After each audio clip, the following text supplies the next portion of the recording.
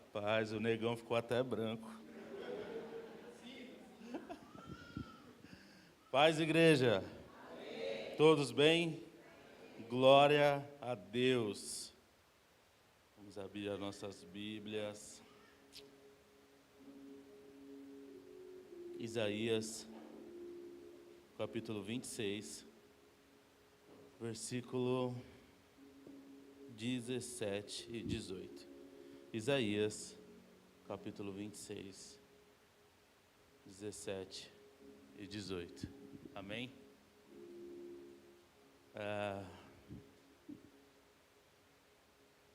Não sei se nós vamos ter muitos glórias.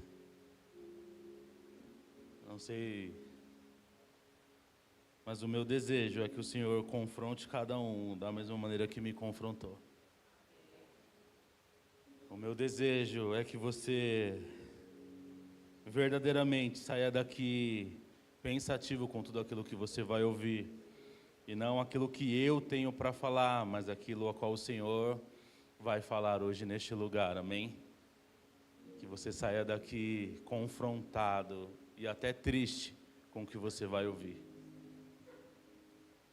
Que você saia daqui verdadeiramente pensativo de como tem sido a nossa vida com Cristo e a forma com qual nós temos levado aquilo que Ele nos confiou. Amém? Então vamos lá. Isaías 26, 17 diz assim: como a mulher grávida, quando está próximo à sua hora, tem dores de parto e dá gritos nas suas dores, assim fomos nós diante de ti, ó Senhor. Bem concebemos nós e tivemos dores de parto, porém demos luz o vento, livramento não trouxemos à terra, nem caíram os moradores do mundo. Amém? Pode se sentar. Pai, que o Teu Espírito Santo conduza-nos, Senhor Jesus, nessa noite. Que possamos ser direcionados com aquilo que nós precisamos e não significa que é o que queremos. Que o Teu Espírito Santo fale com cada um de nós. Prepara, Pai, o nosso coração, prepara a nossa mente. Nós repreendemos todo roubo, todo furto, tudo aquilo que venha atrapalhar, Pai, o Teu agir hoje neste lugar. Nós te damos liberdade, legalidade de agir em nós e através de nós. Que o Senhor possa perdoar as minhas falhas, os meus erros, os meus pecados. Que eu possa diminuir, Pai, e a Tua presença cresça neste lugar. Que o Seu nome seja engrandecido e exaltado em nome de Jesus. Amém? E hoje nós vamos falar sobre o que temos gerado. O que nós temos gerado? O que nós temos gerado? E tudo isso começou há algum tempo atrás, a qual o Senhor começou a me confrontar com essa palavra, começou a mexer com o meu espírito sobre aquilo que eu tenho gerado, e isso começou lá no meu serviço. Algum tempo atrás nós estávamos conversando sobre algumas coisas, e tinha um outro rapaz que estava lá, que também é cristão, e surgiu o assunto e perguntaram para ele: você é pastor, né? Só que eu pensei que estavam perguntando para mim. Aí eu falei: sim. Aí a menina do meu lado falou: não, eu sei. Eu queria saber do outro. Quando eu falei sim, eu sou, algumas pessoas que estavam ao meu redor olharam bem para a minha cara e falaram: você é o quê? Eu falei: eu sou pastor. Eu falei: não acredito. Eu falei, e começaram a dar risada: não, você, eu não acredito que você. Aí eu fiquei com aquela pulga atrás da orelha.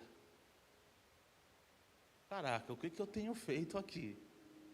Ao ponto das pessoas se espantarem ao saberem que eu sou pastor. Como tem sido o meu posicionamento neste lugar, ao ponto de ter gerado essa não desconfiança, mas essa surpresa toda. Tinha uma que olhava para mim e dava risada, e eles passaram o dia enchendo o meu saco e me zoando. Na hora do almoço, nós jogamos bilhar lá. E aí, enquanto nós estávamos jogando, aí eu ganhei um dos jogos. Ele falou, mas você não pode ganhar não, você é pastor, não era nem para você estar aqui jogando. Você não é pastor? E começaram a me zoar e me encher as minhas paciências. Mas aquilo ficou corroendo o meu coração. Aquilo verdadeiramente começou a mexer comigo. Por que o espanto? Por que o espanto?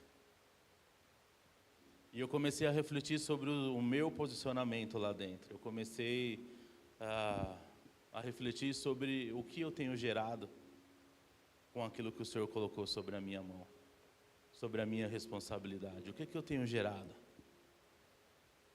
Eu tenho gerado espanto quando as pessoas sabem que eu sirvo a Deus? Eu tenho gerado espanto quando as pessoas descobrem o Deus ao qual eu sirvo? Então, qual tem sido os meus posicionamentos? Quais têm sido as minhas atitudes que geraram essa surpresa, que geraram toda essa risada e ficarem me enchendo o saco? Quem tem sido eu pelos lugares onde eu tenho passado? E quem tem sido cada um de vocês pelos lugares onde vocês estão passando? Se vocês declararem hoje pelos lugares por onde vocês passam, seja na sua escola, seja no seu emprego, seja para os seus vizinhos, que você é cristão, como que eles vão olhar para vocês? Como que eles vão reconhecer vocês? Verdadeiramente vai ser um espanto, vai ser uma surpresa, ou os seus posicionamentos e as suas atitudes condizem com aquilo que você diz que é, com aquele que você diz que serve? Então, desde então, essa passagem tem me consumido, tem mexido com o meu coração, do que eu tenho gerado, quais são os frutos que eu tenho deixado, aonde eu tenho lançado a semente, quais são as minhas atitudes pelos lugares por onde eu tenho passado, o que eu tenho gerado. E aí o Senhor foi falando ao meu coração,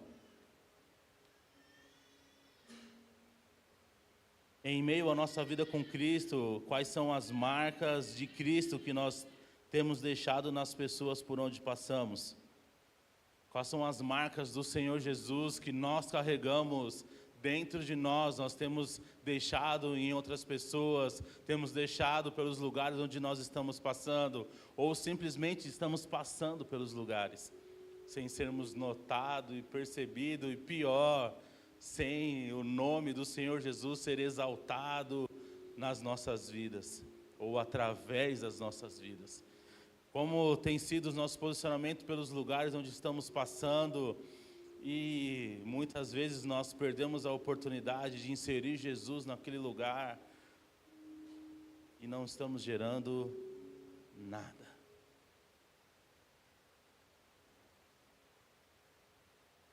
E aí o Senhor foi falando ao meu coração e mexendo comigo sobre vários aspectos. E, Senhor, como que eu posso mudar aquilo que eu tenho feito? Como eu posso mudar aquilo a qual eu tenho gerado?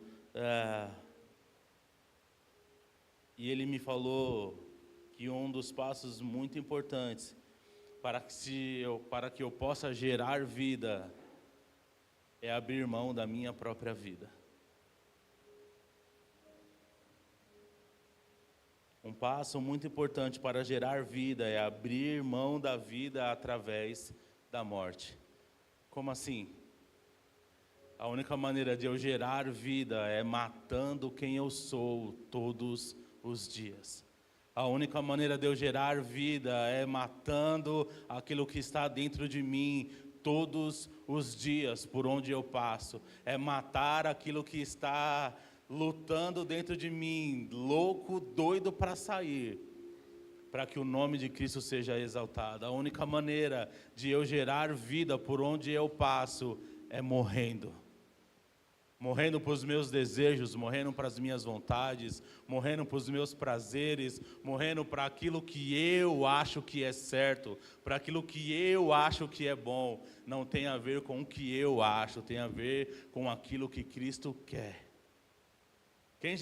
Quem já orou dessa seguinte forma: Senhor, o que o Senhor acha de eu fazer isso ou fazer aquilo? O que o Senhor acha sobre essa circunstância? O que o Senhor acha sobre essa situação? Quem tem dúvida de alguma coisa somos eu e você. Deus não acha nada, Ele tem a certeza de tudo.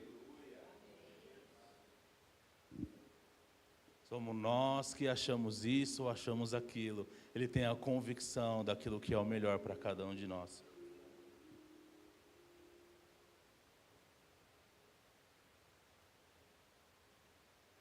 Você tem o desejo de gerar vida. Você tem o desejo de gerar o nome do Senhor Jesus por onde você for. Morre. Morre. E comece a gerar vida. Eu falei sobre isso um tempo atrás na célula. Eu já ministrei sobre morrer aqui, lá na Jurubim. Foi a primeira vez a qual eu consegui ter a oportunidade e, graças a Deus, fiquei muito feliz. E eu falei que para que outros possam viver, vale a pena morrer. Para gerar vida, precisamos morrer. Eu dei um testemunho lá na célula. Eu sou apaixonado por samba, por pagode. É uma luta. Chega sexta-feira, parece que eu continuo lutando. E aí, algum tempo atrás, eu escutava sempre uma rádio gospel lá, e ela saiu do ar. Ainda continua sendo uma rádio gospel, mas não é a mesma programação, são outras pessoas, mudou o nome da rádio, e aí já a forma com que é feita já não me chama atenção, não é algo que eu consigo ficar ouvindo muito tempo. É muito apelativo e eu não consigo ouvir. E aí eu tive que substituir aquilo que eu ouvia por outra coisa. E o porquê as sextas-feiras são difíceis? Porque eu saio às sextas-feiras às 4 horas da tarde. Até quinta-feira eu saio às 5, então eu ligo o rádio, estão falando sobre esporte. Então eu escuto, quando eu saio do meu serviço até em casa, sobre o esporte. Eu escuto até o Neto, Senhor me perdoe, mas eu escuto. Eu escuto ele também. E os programas começam às 5 da tarde de esporte. Só que na sexta eu saio às 4. O que eu faço com essa 1 hora a qual eu não tinha o futebol para ouvir? Eu colocava na rádio do samba.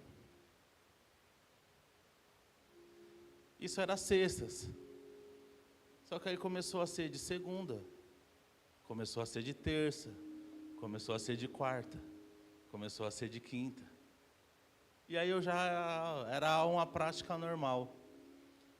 E aí eu não quero, e talvez gerar dúvida assim, mas por que eu não posso ouvir? O que eu vou dizer aqui não é uma regra, não é uma doutrina, foi algo que Deus falou comigo. Assim que eu me converti, e eu repito, eu sou apaixonado por esse estilo de música. Só que eu só ouvia pessoas que consagravam as suas músicas a outros deuses. E aquilo começou a gerar um conflito em mim. E aí eu fui conversar com a minha pastora na época. Eu falei, pastora, tá difícil porque eu gosto desse tipo de música. Ela falou, meu filho, mas não tem problema você ouvir outro tipo de música. Eu falei, pastora, só tem um problema, o tipo de música que eu escuto é esse, que fala sobre isso, que fala sobre aquilo, que fala sobre esse, que fala sobre aquele.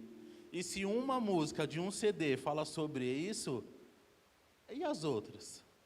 Podem não falar, mas para quem são? E aquilo começou a gerar um conflito em mim. E aí o Senhor falou ao meu coração, existem 2 tipos de adoração. Ou você adora a mim, ou você adora ao diabo. Tudo aquilo que não me adora está adorando outra coisa. Eu repito, foi o que Deus falou para mim. Não é uma doutrina, não é uma regra dessa igreja, amém? Isso fique bem claro.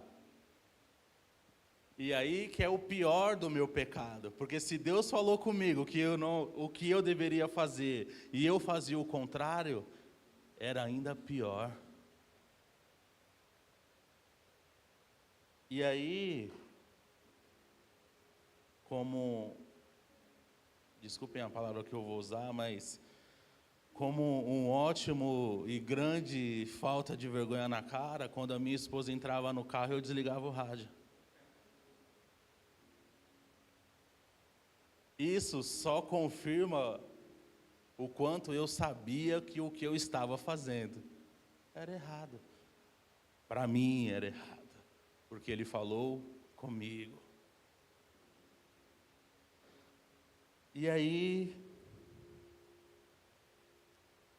entra essa pergunta: o que eu tenho gerado?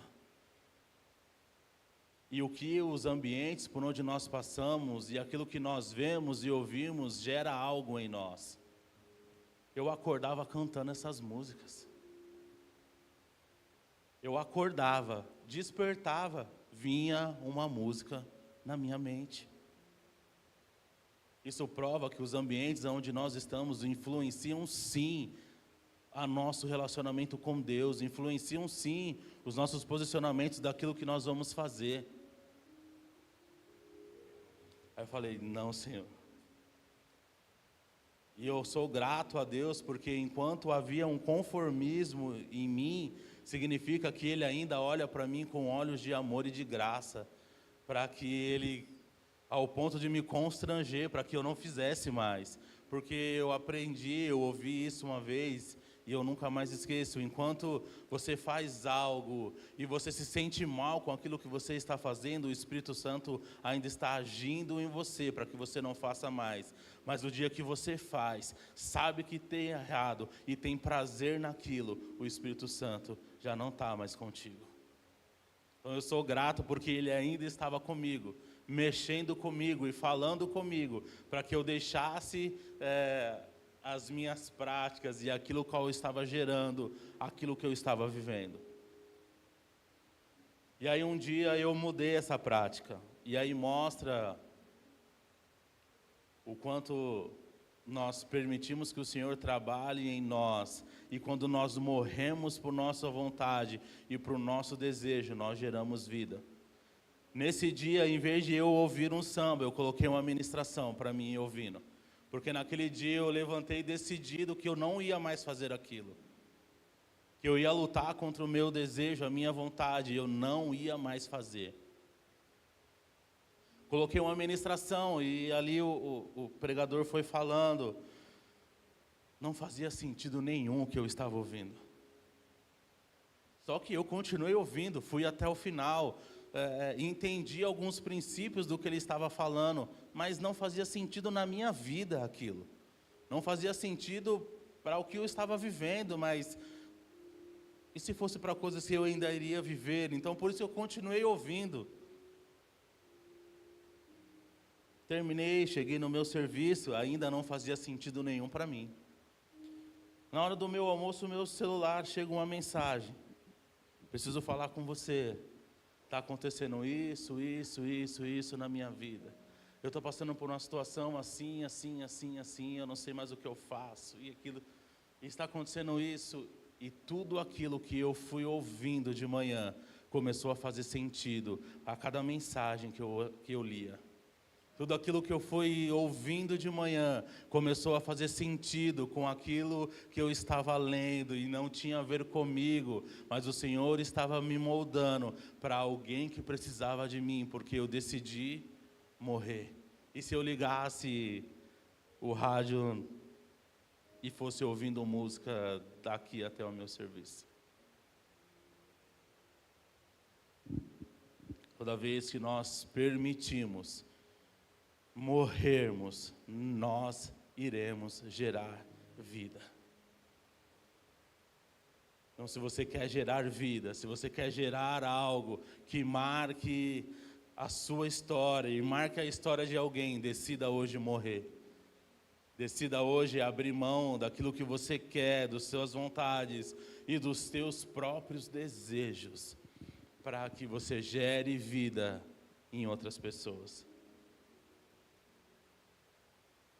João 12, 24 diz assim: em verdade vos asseguro, que se o grão de trigo não cair na terra e não morrer, permanecerá ele só, mas se morrer, produzirá muito fruto.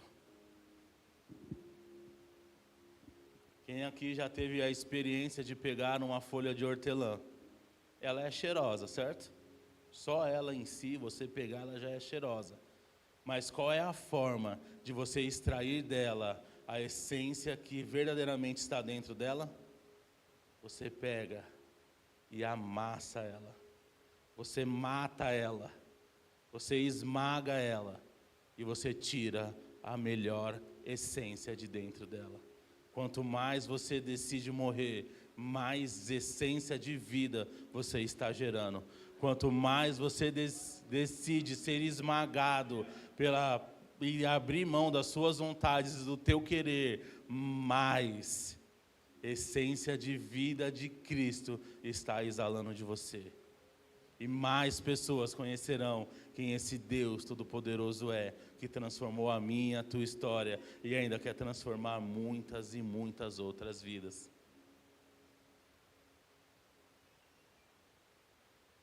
1 Coríntios 15, 36 diz assim: insensato, o que semeia não nasce, a não ser que primeiro morra. Você quer semear? Morra. Insensato, você quer semear? Morra.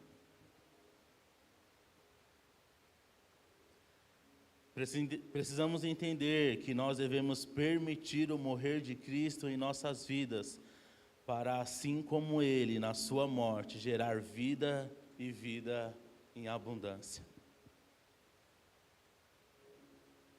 Assim como a morte dele gerou eu e gerou você, vida abundante, nós precisamos morrer para que outras vidas venham ter vida. Talvez fique um pouco confuso, mas para viver é necessário morrer. E para se viver uma vida de abundância com Cristo, é necessário morrer a morte de Cristo todos os dias. É olhar para a cruz e ter a convicção e ter a certeza que aquele sacrifício vivo que foi entregue por mim e por você não foi em vão, não foi à toa. Porque se o desejo de Cristo fosse que só eu fosse salvo, quando eu aceitasse Jesus, imediatamente eu iria para Ele. Então isso me dá a entender que nós temos uma missão durante a nossa vida aqui na terra, que é gerar outras vidas, que é fazer com que outras pessoas também conheçam quem Ele é. Da mesma maneira que nós somos alcançados, outras pessoas também serão alcançadas. O pastor repete essa frase aqui várias e várias vezes. Existem pessoas que estão esperando por você para conhecerem quem Cristo é. Tem pessoas que estão esperando você morrer para os seus próprios desejos e as suas vontades, para que saibam quem Cristo é. Existem pessoas que estão ansiando que você morra, para que ela venha ter vida e venha conhecer o Deus Todo-Poderoso. Estava conversando com Israel ontem, e aí ele falou assim, que chegou um cara e perguntou para ele: ei, negão, tá indo para a igreja? Falou: tô. Mas e se aquilo que você faz? Falou: irmão, a igreja não é lavar rápido não, que você entra, suja e sai limpo.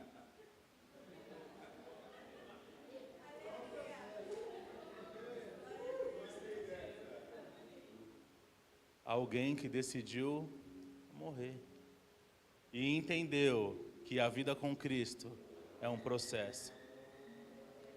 Aí termina essa conversa de que forma?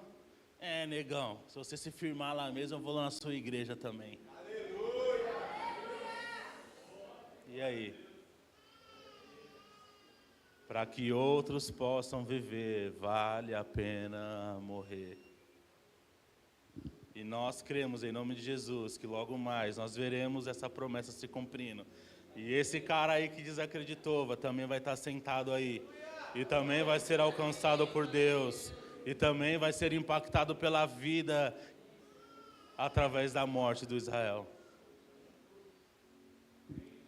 Vale a pena morrer. Pessoas que olham para nós e através da nossa morte terão o desejo de conhecer o autor da vida eterna.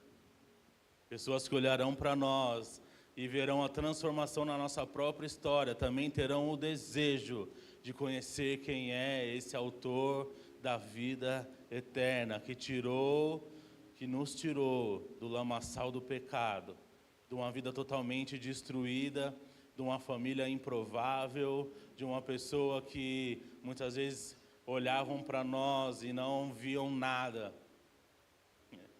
Falar igual os Zagalo, vão ter que nos engolir. Não vai ter jeito. Eles vão ver a transformação de Cristo em nós.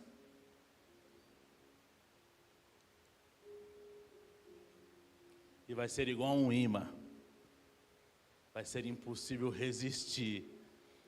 E vão ser atraídos para viver a vida em abundância em Cristo Jesus.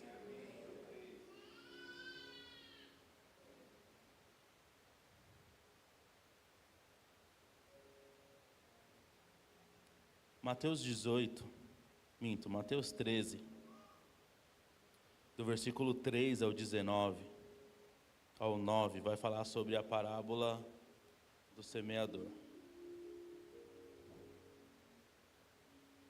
Mateus capítulo 13, do versículo 3 em diante, diz assim: E falou-lhes de muitas coisas, por meio de parábolas, dizendo: Certo semeador saiu a semear. Fica com isso bem cravado na tua mente. Ele saiu a semear.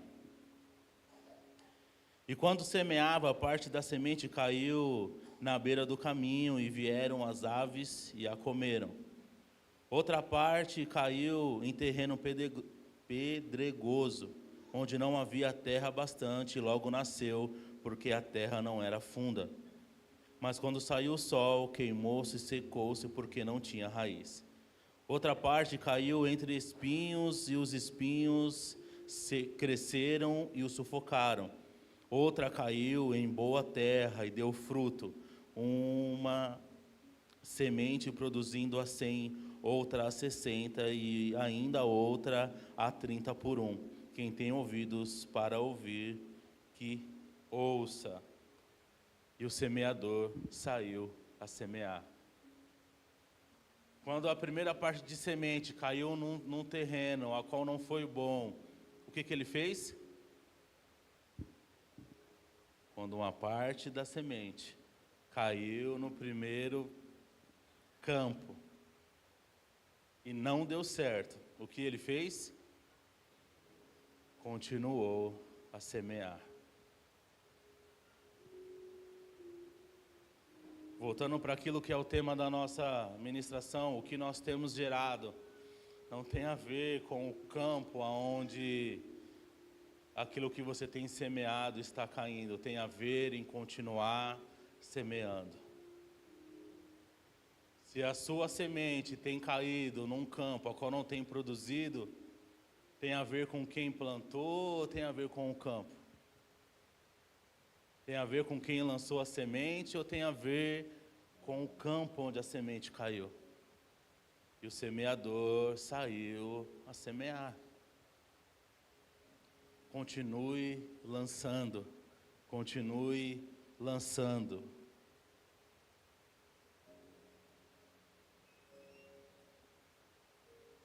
A semente pode cair em diversos tipos de campo, e não tem a ver com os semeadores, sim com o campo, mas o semeador continuará semeando.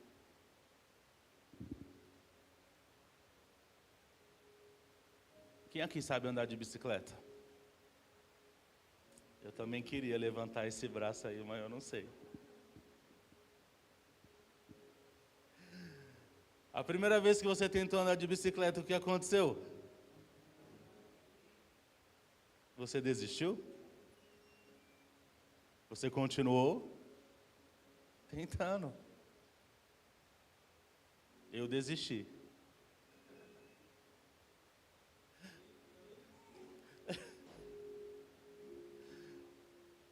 O semeador saiu para semear.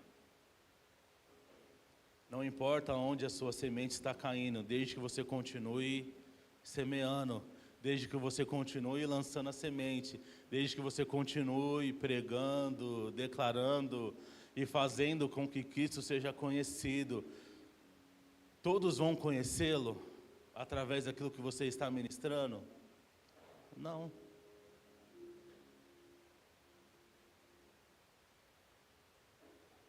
Não serão todos, mas não significa que não vai ter alguns. Enquanto você continua semeando, enquanto você continua lançando, enquanto você continua gerando, vão ter pessoas que vão aceitar aquilo que você está fazendo, aquilo que você está falando, e aquilo que você está declarando sobre elas. A palavra de Deus diz que quando um pecador aceita o Senhor Jesus, o que acontece nos céus? Por causa de quantos? Enquanto você continua semeando, enquanto você continua lançando, enquanto você continua declarando, se uma pessoa reconhecer aquilo que você está falando, a verdade a qual você carrega, se converter dos seus maus caminhos e aceitar a Jesus, você está promovendo uma festa no céu. Então não tem a ver com o campo, tem a ver em continuar semeando, tem a ver em continuar lançando a semente, tem a ver em continuar proclamando, tem a ver em não desistir em meio às dificuldades, em meio aos tombos, em meio às quedas. Você começa a andar de bicicleta, você vai cair, aí o pai ou a mãe, alguém vem, coloca a rodinha que é para te ajudar, que é para você ter mais equilíbrio, e você continua tentando, continua lançando a semente, continua tentando, até que você tenha confiança suficiente para tirar um lado da rodinha e ficar só com um lado. E você continua tentando, você continua semeando, você continua gerando, até que você se sente confortável ao suficiente de tirar a outra rodinha. E quando você vai andar pela primeira vez, você vai ali todo torto e cambaleando, mas não cai mais.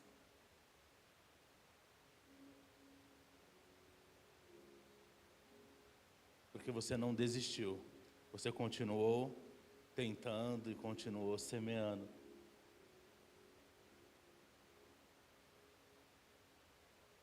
Aí a minha pergunta é: para quantas pessoas você já lançou a semente? Para quantas pessoas você falou de Cristo essa semana? Não, talvez uma semana é pouco tempo, né? Vamos aumentar um pouquinho. Eu estou pegando muito pesado. Para 15 dias, quantas pessoas você falou de Cristo? 15 dias ainda é pouco. É só 2 semanas. Mas se uma semana tem 7 dias, 2 semanas tem 14, por que a gente fala 15 dias? Esse é outro tema. Nos últimos 15 dias, para quantas pessoas você falou de Cristo?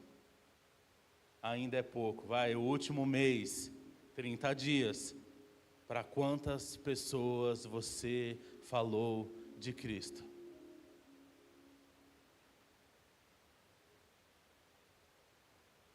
Eu vi um vídeo essa semana,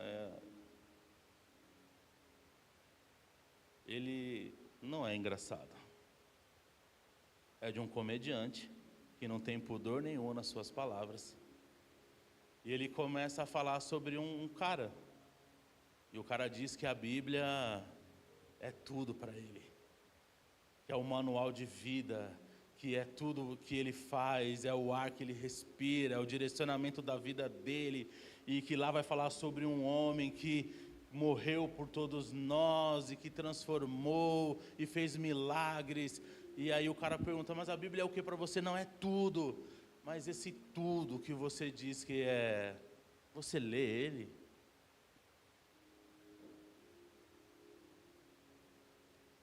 Se eu fazer uma pergunta muito simples e perguntar quem é Jesus para vocês, a maioria vai responder, Jesus é tudo.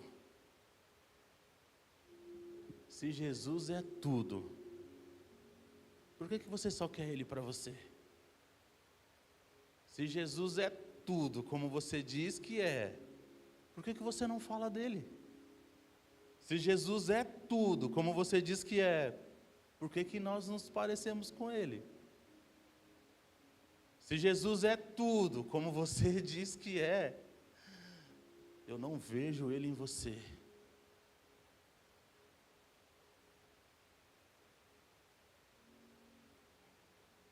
E não levem a mal as minhas palavras, eu estou falando de mim, tá?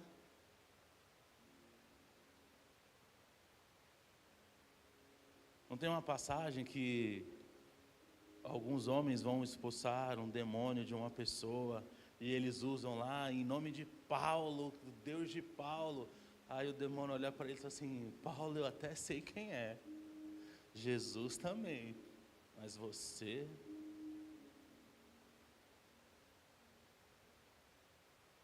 Cara, se Jesus é tudo, como a gente diz, não parece. Ele não parece ser tudo como nós declaramos que Ele é, porque nós não nos parecemos com Ele. Quer ver uma outra? Por isso que Deus é bom e ler a Bíblia é bom também. Você começa a lembrar de algumas coisas. Quando o Senhor Jesus é preso, Pedro nega Ele a primeira vez, nega duas, nega três, e as pessoas que o reconheciam falavam o que para ele? Mas você não andava com ele? Você se parece com ele? Você fala como ele? E quando olham para mim e para você, eles estão vendo o quê? Nós nos parecemos com ele? Nós andamos como ele andava, nós falamos como ele falava, nós nos portamos como ele se portava? Se a resposta é não, aí a minha pergunta é, por que não? Se ele é tudo.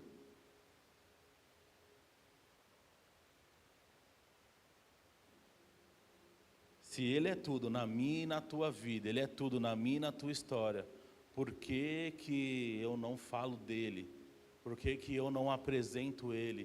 Por que eu não mostro ele, não só com palavras, mas com posicionamentos e atitudes? Por quê? Porque ser crente dentro da igreja é muito fácil. Ser crente todo domingo é fácil. O Rafão abriu o culto fazendo essa pergunta, você vem aqui no domingo, é só um protocolo, você vem bater o ponto? Ou você deseja estar aqui? Você tem o desejo de vir e se encontrar com Ele? Você tem o desejo de vir e se encontrar com aqueles que também declaram amá-lo, adorá-lo, louvá-lo? Você vem aqui porque você tem o desejo de se reunir com os santos. Alegrei-me quando me disseram, vamos à casa do Senhor. Realmente te traz alegria vir à casa do Senhor? E por que você vem sozinho? Por que você não traz ninguém? Se te traz tanta alegria assim,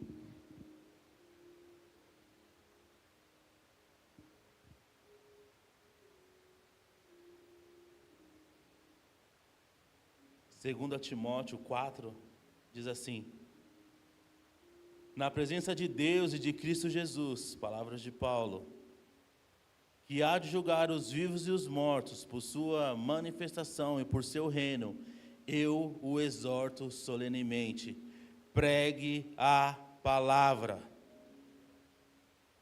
E seja preparado a tempo e fora de tempo, repreenda, corrija, exorte com toda a paciência e sã doutrina. Pregue a palavra. Quem é a palavra?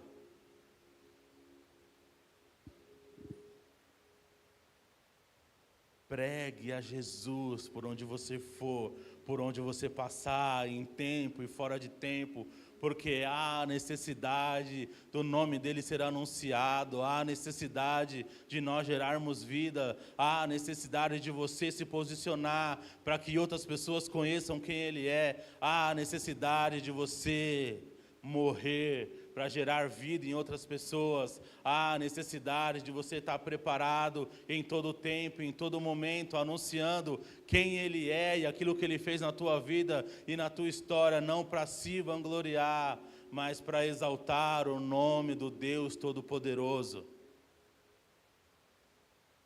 Tem pessoas que estão só esperando você, que estão esperando você.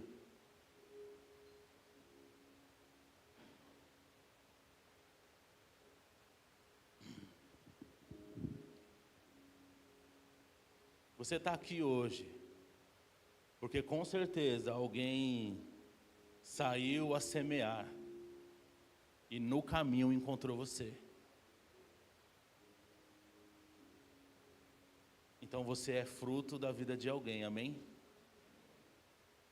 Você lembra quem foi que semeou na tua vida?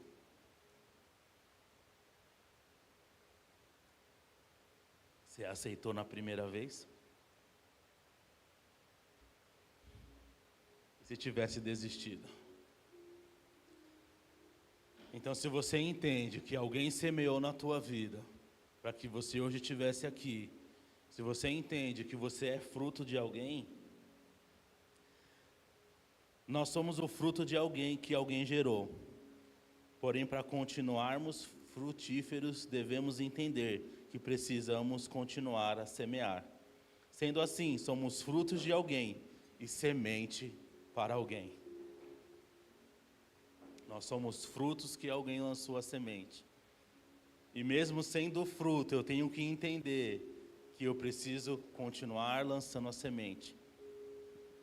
Mesmo sendo fruto da oração, mesmo sendo fruto de alguém que perseverou e não desistiu, eu tenho que entender que não é um ponto final, é uma vírgula. Porque a história vai continuar sendo contada, é apenas uma pausa.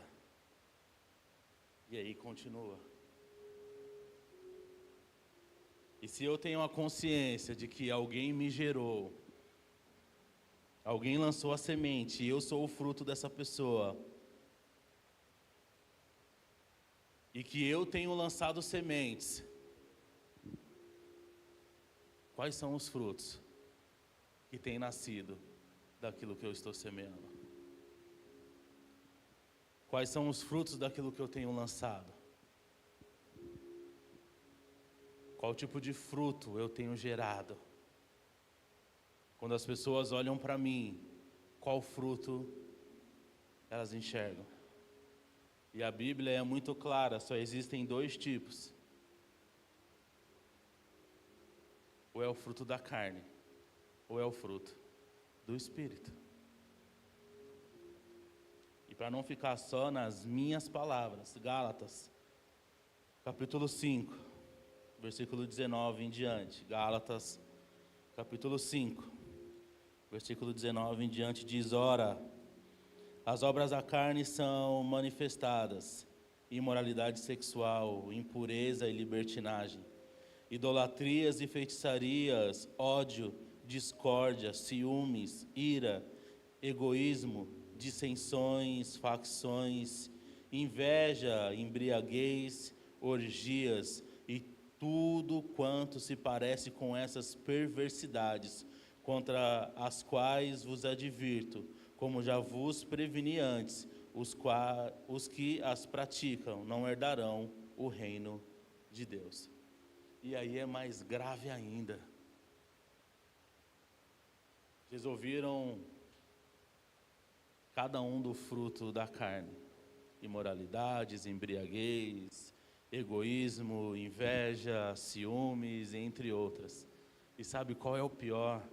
Aqueles que vivem segundo a esse tipo de fruto não herdarão o reino de Deus. Quando as pessoas olham para mim, quando as pessoas olham para vocês, o que eles têm enxergado?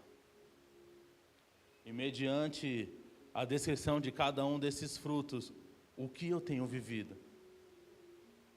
Algum desses frutos, alguma da parte desse fruto faz sentido na tua vida?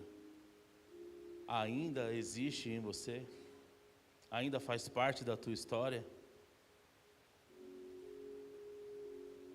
Hoje é a oportunidade perfeita que o Senhor nos deu para abrirmos mão de tudo aquilo que nos vai afastar de herdar o reino de Deus.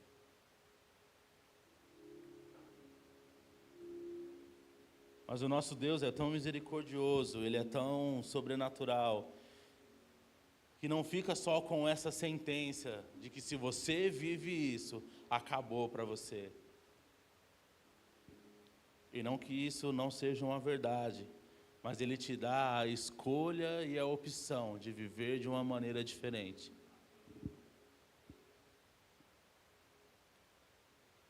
Entretanto,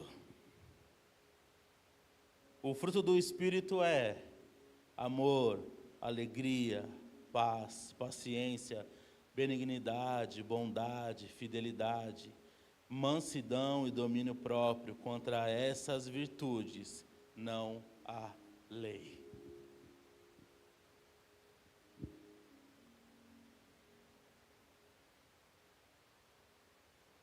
O que nós temos gerado?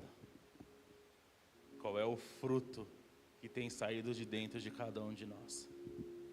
Tem se parecido mais com o fruto da carne, ou tem se parecido mais com o fruto do Espírito?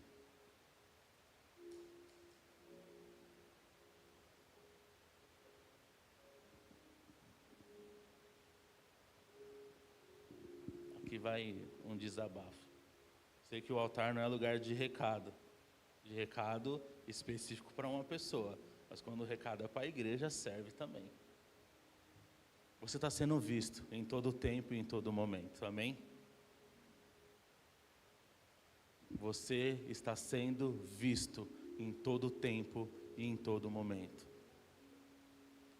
E há um grande, eu vou usar a palavra problema, mas há um grande problema em ser cristão. Porque quando você erra, as pessoas não olham para você, não olham para o seu CPF, não olham para o homem e para a mulher que falhou, eles olham para o Deus a qual você serve. Nós não vamos falhar? Vamos.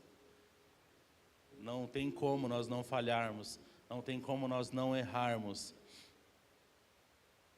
Mas saiba que as suas atitudes, os seus posicionamentos vão sempre refletir nas outras pessoas o Deus ao qual você serve. O Deus que você declara ser tudo. Para quem é líder dessa casa, você está sendo visto.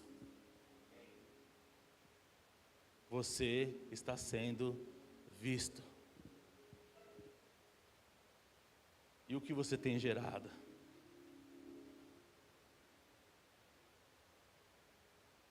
Eu tenho aprendido cada vez mais que os liderados são reflexos do líder. E fazem aquilo que o líder muitas vezes faz. Nós aprendemos a cada dia que nós devemos liderar por exemplos.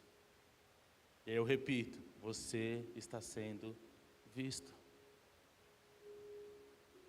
Eu ouvi um testemunho um tempo atrás de um pastor.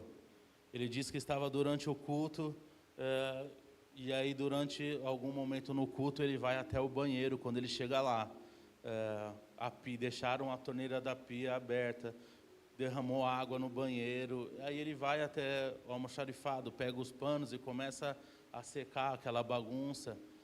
E aí chega algum obreiro da igreja, olha para ele e fala: pastor, mas o que você está fazendo? Ele falou: não, filho, eu deixaram a torneira aqui aberta e eu estou secando. Por que o Senhor não me chamou? Eu vinha e limpava. Aí ele riu e falou assim: se Deus me permitiu ver isso que está acontecendo, então não era para outra pessoa fazer, era para eu fazer. Aí amém. Passa-se algum tempo, esse pastor chega na igreja, esse irmão está lá na porta da igreja, limpando a frente da igreja, aparando o mato. Aí o pastor pergunta: irmão, o que você está fazendo aqui? Ele fala: pastor, eu estou de férias. Aí eu aproveitei e tirei um tempinho para vir aqui pegar e cortar esse mato aqui na porta da igreja, que já está alto. Ele falou: deixa isso aí, faz tempo que a gente não bate um papo, vamos lá tomar um café, tem um tempo de mesa, deixa isso daí, depois alguém faz. Aí esse cara olha para a cara do pastor e ri e fala: pastor, se Deus me permitiu ver, não é para outra pessoa fazer, é para eu fazer. Exemplos lideram mais do que palavras. Exemplos lideram mais do que palavras. Você está sempre sendo visto.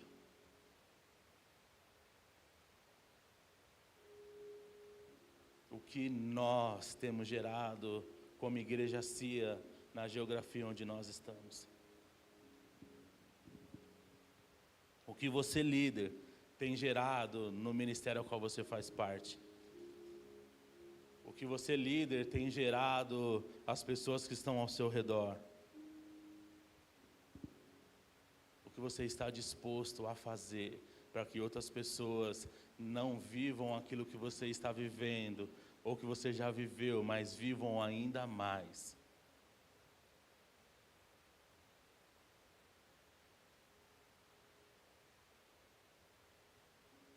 Aí nós vamos voltar. Isaías, capítulo 26, versículo 17. Como a mulher grávida, quando está próxima à sua hora, tem dores de parto e dá gritos nas suas dores, assim fomos nós diante de ti, ó Senhor. Bem concebemos nós e tivemos dores de parto, porém demos luz o vento, livramento não trouxemos à terra, nem caíram os moradores do mundo.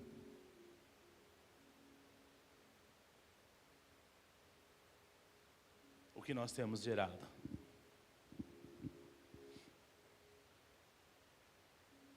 Se amanhã alguém passar na porta desta igreja e não tiver mais lá a placa da igreja CIA, não tiver ali mais a faixa dos projetos sociais, o que vão dizer?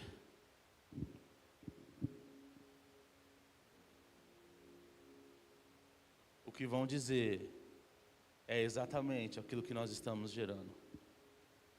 Eu creio na influência dessa igreja nessa geografia.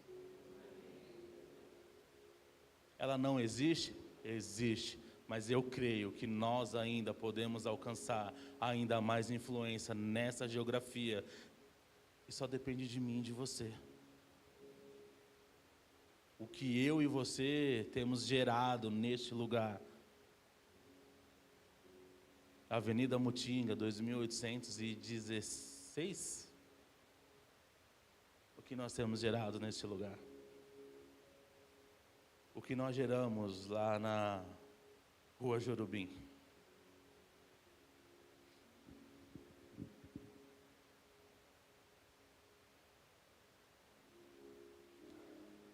Ha falado uma frase e ela fica perpétua desta casa. E já foi dita várias e várias vezes. Para quem não sabe para onde está indo, qualquer lugar, o que você tem gerado? Você deseja gerar o quê? Porque aquele que não sabe o que quer gerar, qualquer coisa serve. Até vento serve. Aquele que não sabe o que quer gerar, qualquer coisa serve. E nós não servimos um Deus de qualquer coisa.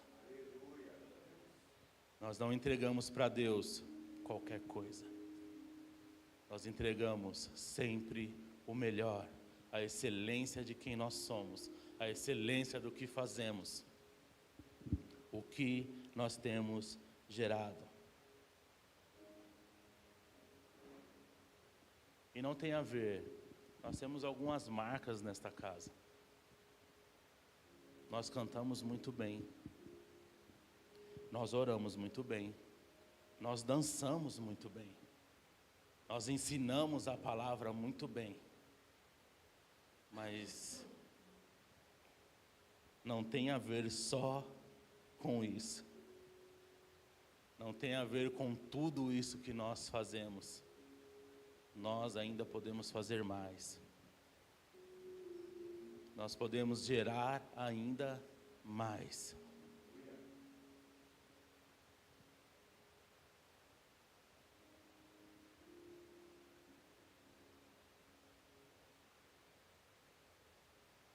Nós estamos colhendo, como igreja brasileira, Igreja de Cristo, estamos colhendo algumas sementes que foram lançadas e nem foram muito boas. Hoje, as pessoas quando olham para a igreja, não enxergam a igreja como viam antigamente. Quantas vezes a gente estava jogando bola na rua e passava alguém que a gente sabia que era cristão, homem ou mulher, se via lá as senhoras com coque de saia, automaticamente se parava tudo. Havia um respeito gigantesco só pelo fato de sabermos que aquelas pessoas serviam a Deus. Ao longo dos anos, ao longo dos frutos, ao longo das sementes que a igreja brasileira foi lançando, isso foi se perdendo. E hoje nós estamos colhendo descredibilidade, estamos colhendo escândalos, estamos colhendo meninices na igreja, estamos colhendo tudo aquilo que vai contra a ordem e decência. Mas ainda há tempo.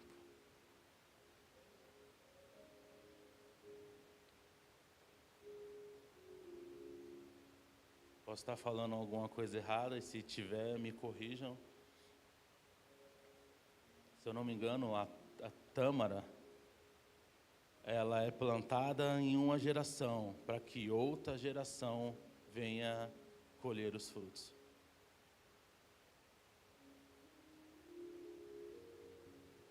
Estamos colhendo algo que foi plantado lá atrás, mas não significa que essa colheita é eterna. Nós temos a capacidade de lançar novas sementes.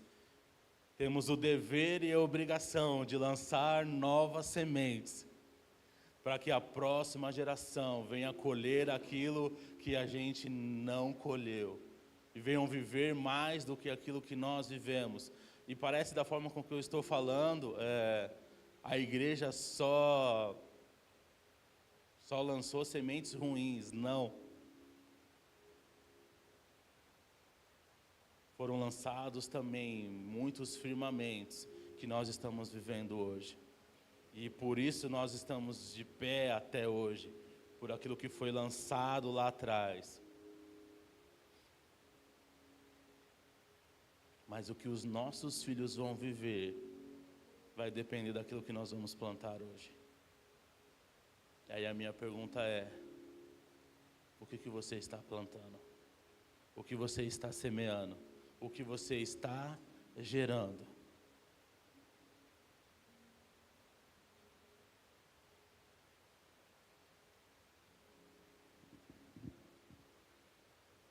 Temos a disposição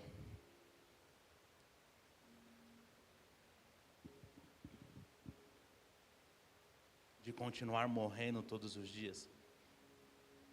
pois a semente que não morre, ela não germina. Temos a disposição de continuar todos os dias semeando pelo caminho.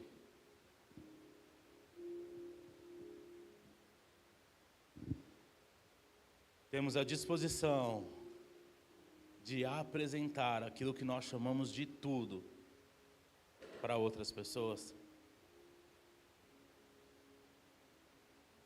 Foi o que eu falei, essa palavra, nós não ouviríamos muitos glórias a Deus. Mas o meu desejo é que vocês tenham entendido e tenham sido confrontados da mesma maneira com que eu fui. Que vocês tenham parado e parem para refletir sobre tudo aquilo que nós falamos hoje. E o que você tem gerado. Vamos se colocar de pé.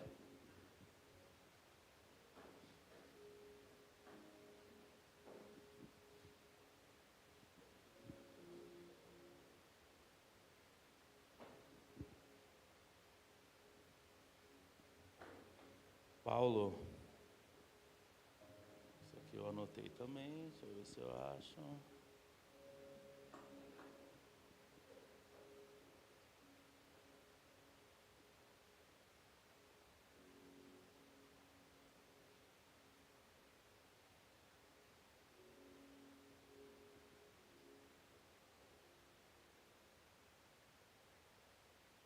Gálatas 4, versículo 19, diz assim: meus filhos, novamente estou sofrendo dores de parto por sua causa, até que Cristo seja formado em vocês. Se for necessário, continue gerando, nem que seja com dores de parto, até que Cristo seja aperfeiçoado na vida de cada um de nós. Novamente eu sinto dores de parto, mas para que outros possam viver, vale a pena morrer.